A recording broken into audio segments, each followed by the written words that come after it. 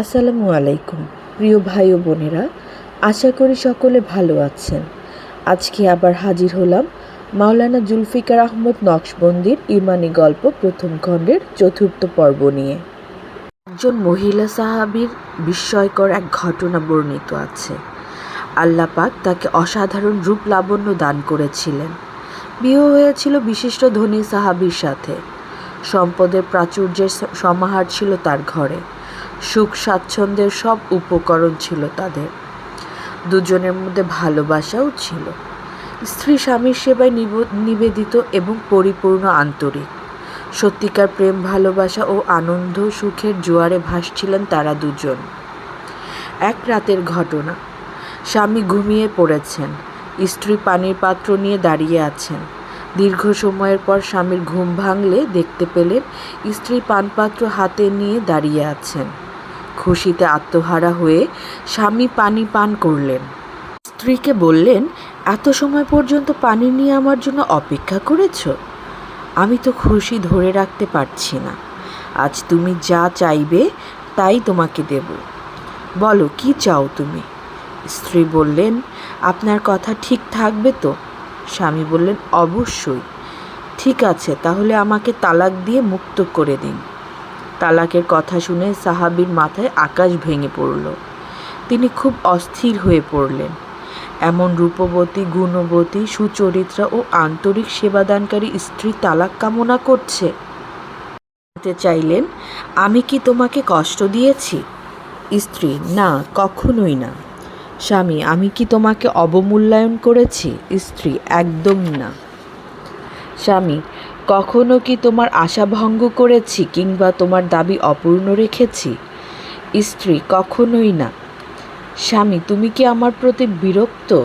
স্ত্রী, না, কোনোভাবেই নয়। তাহলে তালাক কেন কামনা করছো? আমাকে কি তোমার ভালো লাগে না? না, এমনটিও নয়। আপনাকে ভালো লাগে, আপনাকে ভালোবাসি, এ কারণে আপনার সেবাও করি। এসব কিছুই নয়। আপনি যেহেতু সব দাবি পূরণ করার প্রতিশ্রুতি দিয়েছেন, তাই আমি দাবি করেছি আমাকে তালাক দিয়ে মুক্ত করে দিন। সুতরাং এখন আপনার প্রতিশ্রুতি পূর্ণ করুন। সাহাবী আরও অস্থির হয়ে পড়লেন। এদিকে সব আবদার রক্ষা করার প্রতিশ্রুতি দিয়ে রেখেছেন, অপরদিকে স্ত্রীকে হারানো তার পক্ষে কোনোভাবেই সম্ভব নয়। কিছু স্থির করতে না পেরে অবশেষে বললেন, ঠিক আছে, সকাল হোক, নবী করিম সাল্লাল্লাহু আলাইহি সাল্লামের দরবারে গিয়ে সমাধান নিয়ে আসব। স্ত্রীও মেনে নিলেন। ভোরবেলা স্ত্রী তাগাদা দিতে লাগলেন, জলদি চলুন। উভয়ে রওনা হলেন। পথ চলতে চলতে হঠাৎ এক স্থানে স্বামীর পা আটকে গেল। ভার সইতে না পেরে মাটিতে পড়ে গেলেন। শরীর থেকে রক্ত ঝরল। স্ত্রী তাড়াতাড়ি ওড়না ছিঁড়ে দুভাগ করলেন এবং ক্ষতস্থানে পট্টি দিলেন।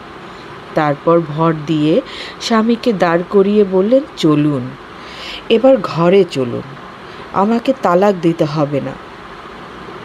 স্বামী আরও বেশি অবাক হয়ে বললেন, তুমি তালাক চাইলে সেটাও বুঝলাম না, আবার এখন বলছো তালাক লাগবে না, কিছুই তো বুঝতে পারছি না।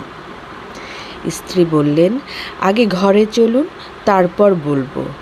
ঘরে পৌঁছার পর স্বামী বললেন, তোমার রহস্যটা খুলে বলো। বলতে লাগলেন, কিছুদিন পূর্বে আপনি একটি হাদিস শুনিয়েছিলেন। রাসূলে পাক সাল্লাল্লাহু আলাইহি ওয়াসাল্লাম বলেছেন, যাকে আল্লাহ পাক ভালোবাসেন, যেভাবে উঁচু ভূমি থেকে ঢালের দিকে পানি নামতে থাকে, তার ওপর সেভাবে পেরেশানি আসতে থাকে। নবী করিম সাল্লাল্লাহু আলাইহি সাল্লামের এই বাণী শোনার পর ভাবনায় পড়ে গেলাম।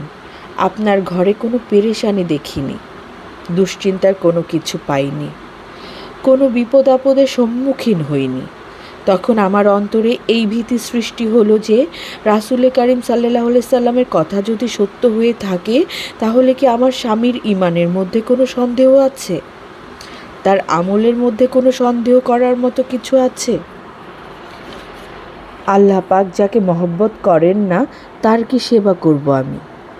এ কারণে আপনি যখন বলেছেন আমার সব দাবি পূরণ করবেন, তখন আমি বললাম, আমি সেই বান্দা থেকে তালাক চাচ্ছি যাকে আল্লাহ পাক মহব্বত করে না।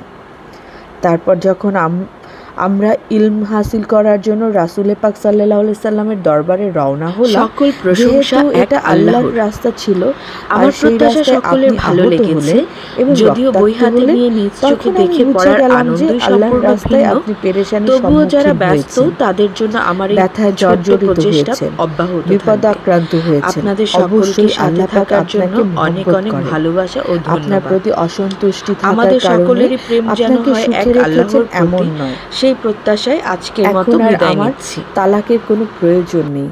সারা জীবন সেবিকা হয়ে আপনার সেবা করে যাব। সুবহানাল্লাহ।